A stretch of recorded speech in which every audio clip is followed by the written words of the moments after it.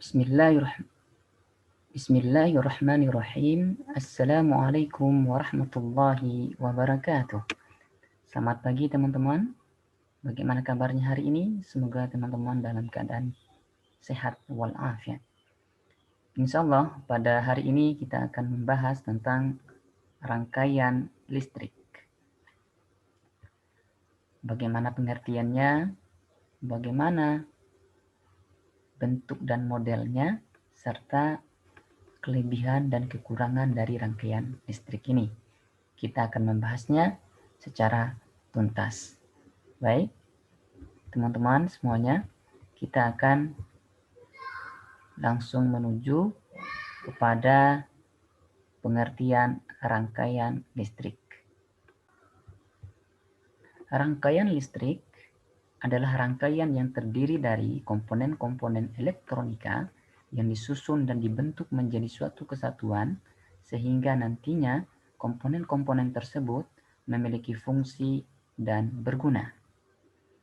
Kata kunci dari rangkaian listrik ini adalah komponen-komponen yang tersusun dan menjadi satu kesatuan sehingga memiliki fungsi dan berguna. Dalam kehidupan kita terdapat banyak rangkaian atau komponen listrik yang dimana komponen-komponen itu saling melengkapi satu dengan yang lainnya.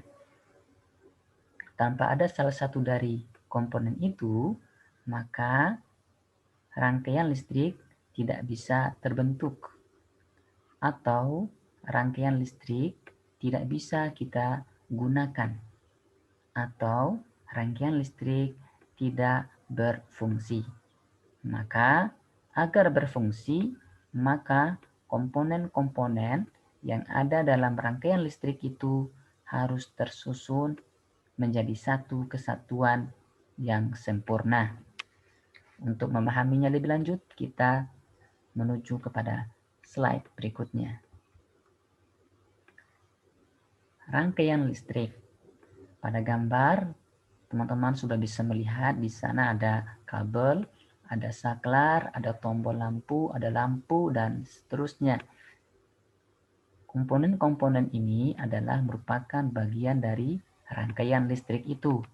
Ketika salah satu dari rangkaian ini tidak ada, maka kita tidak bisa memanfaatkan rangkaian listrik ya dalam kehidupan kita.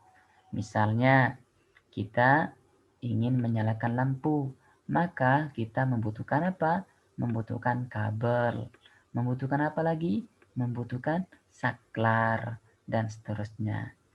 Kita tidak mungkin hanya menggunakan kabel tanpa ada lampu, maka tidak ada penerangan. Juga tidak bisa kita hanya menggunakan kabel tanpa lampu atau kabel. Begitupun tanpa adanya saklar. Nah, kalau tidak ada salah satu dari komponen-komponen itu, maka kita tidak bisa memanfaatkan listrik atau tidak akan ada rangkaian listrik. Ya, seperti itu ya. Sederhana. Lanjut. Macam-macam rangkaian listrik. Rangkaian listrik ini ada dua. Yang pertama, rangkaian yang terbuka dan rangkaian yang tertutup. Rangkaian terbuka adalah rangkaian yang dirangkai dengan sedemikian rupa di mana salah satu bagian arusnya terbuka sehingga tidak terjadi aliran listrik di dalamnya. Rangkaian listrik yang terbuka ini disebut juga dengan rangkaian listrik yang terputus. Sedangkan rangkaian tertutup adalah rangkaian yang dapat mengalirkan arus listrik sehingga lampu dapat menyala. Jadi pada intinya rangkaian terbuka adalah rangkaian yang menyebabkan listrik terputus dan lampu tidak menyala. Sedangkan yang tertutup adalah rangkaian yang dapat mengalirkan arus listrik sehingga lampu dapat menyala. Oke, kita lanjutkan slide kita. Untuk lebih memahaminya, kita perhatikan pada gambar. Di sana sudah terlihat bagaimana model rangkaian terbuka, bagaimana model rangkaian tertutup. Rangkaian terbuka seperti pengertiannya tadi, dia terputus ya, tidak bisa mengalirkan arus listrik. Akibatnya lampu tidak menyala. Kenapa lampunya ini tidak menyala? Karena ya saklarnya terbuka sehingga tidak bisa mengalirkan arus listrik dari kutub positif ke kutub negatif atau dari kutub negatif ke kutub positif karena terputus di sini ya di saklarnya. Kemudian rangkaian tertutup adalah seperti pengertiannya, dia mengalirkan arus listrik dan menyebabkan lampu menyala. Kenapa lampu menyala? Karena arusnya tidak terputus, arusnya langsung ya dari kutub positif ke kutub negatif atau dari kutub negatif ke kutub positif karena tidak ada yang terputus. Itu makna dari rangkaian terbuka dan rangkaian tertutup. Kita lanjutkan. Oke. Rangkaian listrik itu ada dua. Yang pertama adalah rangkaian seri dan rangkaian yang kedua adalah rangkaian paralel. Rangkaian seri adalah rangkaian yang semua bagian-bagiannya dihubungkan berurutan sehingga setiap bagian dialiri oleh arus listrik yang sama. Sedangkan paralel salah satu model rangkaian yang dikenal dalam kelistrikan. Secara sederhana, rangkaian paralel diartikan sebagai rangkaian listrik yang semua bagian-bagiannya dihubungkan secara bersusun atau bercabang atau bertingkat sehingga akibatnya pada rangkaian paralel terbentuk cabang di antara sumber arus listrik. Pada intinya, rangkaian seri dia dihubungkan secara berurutan, sedangkan rangkaian paralel dia dihubungkan secara bercabang, ya, secara bercabang atau bertingkat. Itu ya makna dari rangkaian seri dan rangkaian paralel. Baik, kita lanjutkan untuk lebih memahaminya, kita akan melihat pada gambar. Oke, pada gambar ini teman-teman bisa memperhatikan bagaimana rangkaian seri dan rangkaian paralel itu sangat berbeda. Rangkaian seri dia berurutan antara lampu yang pertama dan lampu yang kedua sejajar ya, sejajar. Sedangkan rangkaian paralel dia tersusun atau bercabang atau bertingkat ya. Dapat teman-teman perhatikan dan bedakan antara rangkaian seri dan rangkaian paralel. Kita lanjutkan. Nah, kita sampai kepada pembahasan kelebihan rangkaian seri. Rangkaian seri yaitu rangkaian listrik yang disusun secara seri akan membutuhkan jumlah kabel penghantar yang lebih sedikit. Jadi kita hanya membutuhkan kabel yang sedikit dibandingkan dengan rangkaian pada paralel ya. Kemudian yang kedua, jumlah kabel yang digunakan lebih sedikit sehingga biaya yang digunakan pun relatif murah dibandingkan dengan rangkaian paralel. Yang ketiga, apabila beban listrik yang disusun secara seri, maka arus yang mengalir pada tiap-tiap beban akan sama besar, walaupun tahanan masing-masing beban listrik tidak sama besar.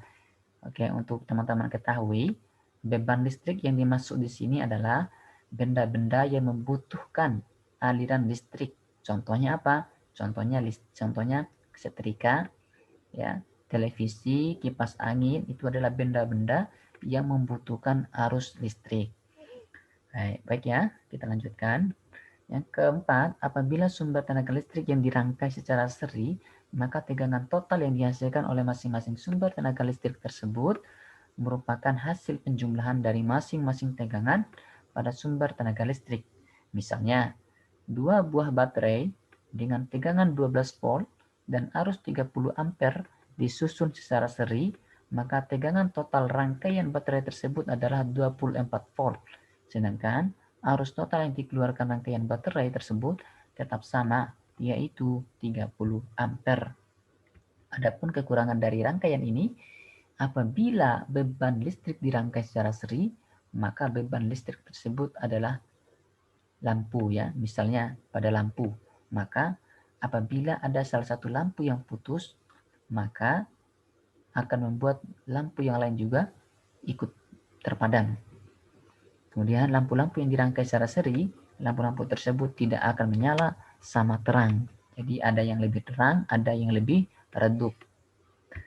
Baik, kita masuk pada rangkaian paralel. Kelebihannya, apabila sumber tenaga listrik atau contohnya baterai yang disusun secara paralel, maka kapasitas arus pada rangkaian baterai tersebut akan meningkat. Kapasitas arus total yang dihasilkan pada rangkaian baterai tersebut sama dengan penjumlahan dari masing-masing arus yang tersimpan di dalam masing-masing baterai. Misalnya, ada dua buah baterai yang masing-masing memiliki tegangan 12 volt dan jumlah arus 35 ampere.